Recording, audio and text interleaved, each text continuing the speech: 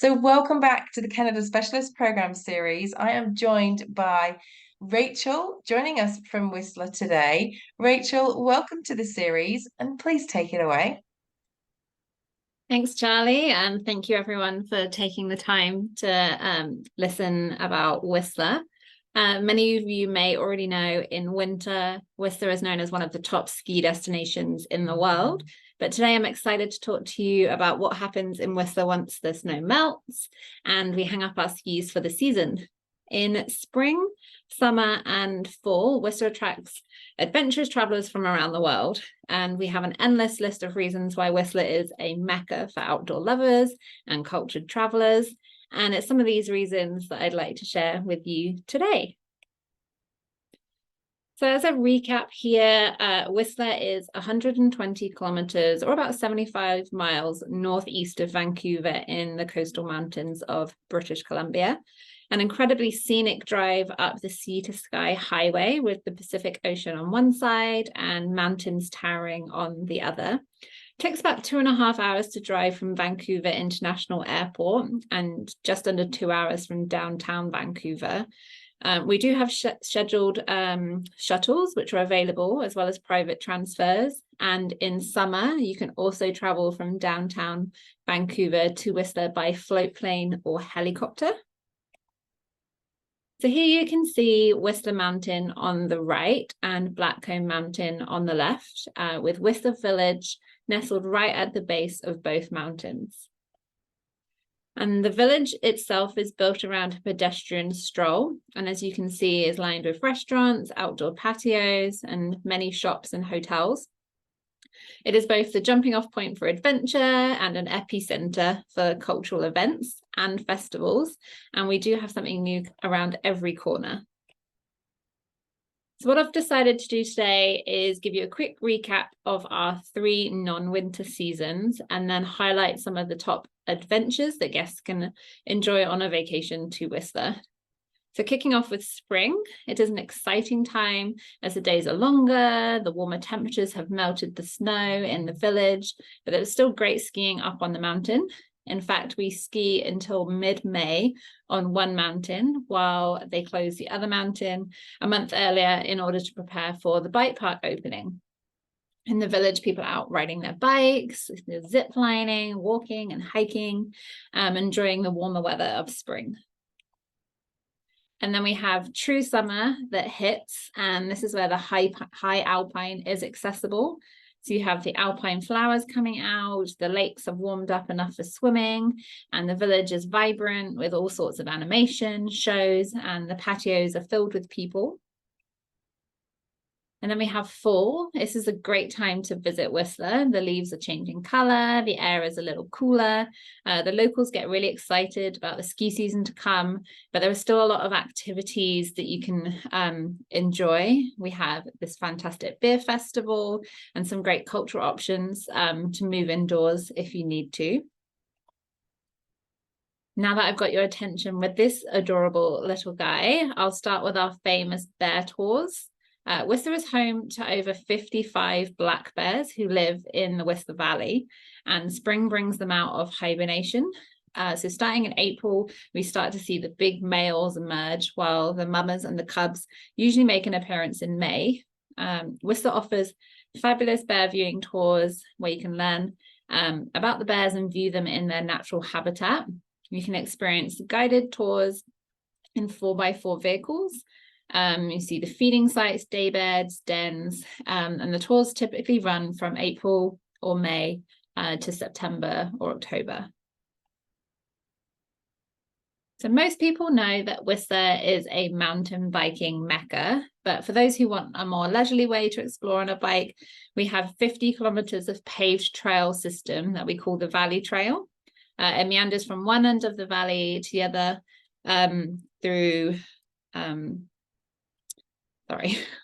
it meanders from one end of the valley through to the other, and you can see a variety of different viewpoints and lakes. And then for those that are a bit more adventurous, we have the mountain biking park, which is without a doubt the most famous and popular bike park in the world. We have 70 trails that span 70 kilometers and 4,900 vertical feet. Of course, you'll find some incredibly challenging trails, but we do have beginner lessons, which include all the gear and coaching for anyone who'd like to build up their confidence and learn how to ride a downhill mountain bike. It's even just quite an experience just to see mountain bikers coming down the mountains at the bottom of the valley. You get a true feel for the hardcore mountain culture that we have here. So you can also fly deep into the pristine and rugged landscapes of the coast mountains, fly over knife-sharp peaks, ancient glaciers, hidden lakes, valleys, and stunning ice formations. You can choose from short scenic flights to more adventurous journeys like heli biking, heli hiking. We have heli golf, we have heli picnics, and even ice cave explorations. And then when you come back down into the valley, there are a number of canoe and kayak tours available in the summer. You can also rent any of these, including a stand-up paddleboard, paddle boats, to go out and explore on your own. And in spring, when all the snow melts, our rivers do really come alive. So we have fantastic whitewater rafting from the end of May through to late July. There are a few different rivers, so tours range from mellow and family friendly to some really wild rides on class 3 to 4 rapids for those adrenaline junkies. Now switching to the on-mountain activities, the peak-to-peak gondola is a top sightseeing experience that connects the high mountain terrain of Whistler and Blackcomb Mountains in a 4.4 kilometer, 11-minute ride. You can access restaurants, stunning viewpoints, or hikes at the top of each mountain. And at the very peak of Whistler Mountain is the Cloudraker Sky Bridge, which is a 130-meter alpine suspension bridge that towers over the coastal mountains. And at one end is the Raven's Eye Lookout, a viewing platform with 360-degree views. The experience is usually open from late June, snowpack dependent, until early September, and it's included in the peak-to-peak sightsee experience in the summer. So summer and early fall is prime time for alpine hiking at the top of both Whistler and Blackcomb Mountains. Each mountain offers hikes where you can get up above the tree line. They vary from simple short walks suitable for anyone to strenuous all day or overnight hikes.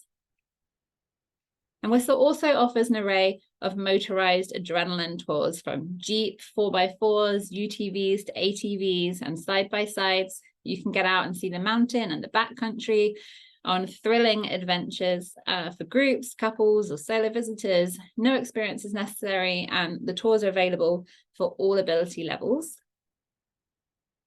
And if you fancy a day off the mountain, why not fly through the forest on a zip line? All guests have to do is bundle up in the same clothes they would wear hiking, and off they go.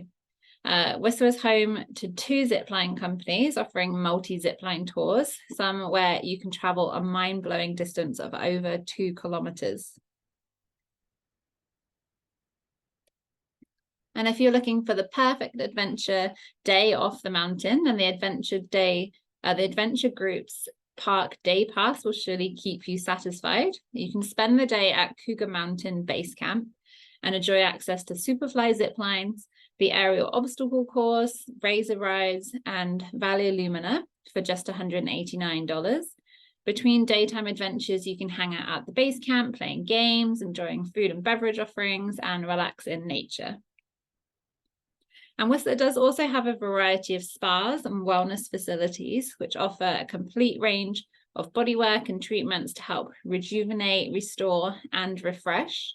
The Scandinave Spa is a really unique spa.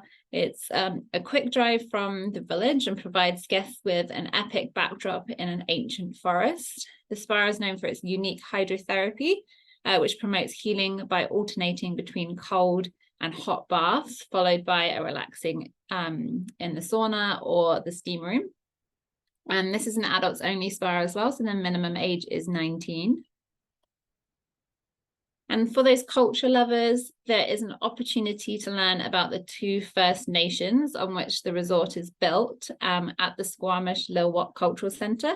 And there is also the world-class O'Dane Art Museum, plus great art installations and public art throughout Whistler.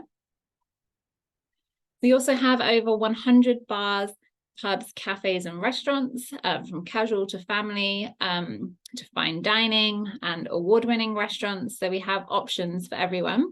We also have great craft beer culture with a number of microbreweries and distilleries. And for festivals and events, here you can see the Whistler Olympic Plaza, right in the village. We host a summer outdoor concert series for free from the last weekend in June to the end of August. These happen mostly on Thursday and Friday evenings, with some Saturday performances as well. The acts range from classical music to indie pop, R&B and rock bands. We also host the annual Crankworx Festival. This is the largest mountain biking competition in the world, with the Red Bull Joyride event attracting over 30,000 spectators alone.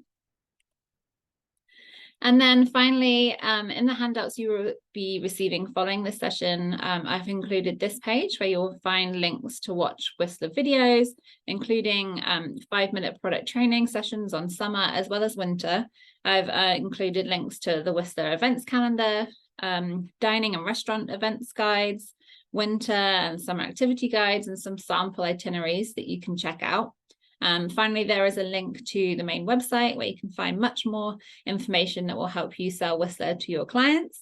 One final note is that we recommend the length of stay as being 3 nights, and we are a great stop on a multi-night itinerary and for pre and post cruise itineraries as well. And then if you need to get in touch, this is my colleague Karina's information, which we'll send through as well.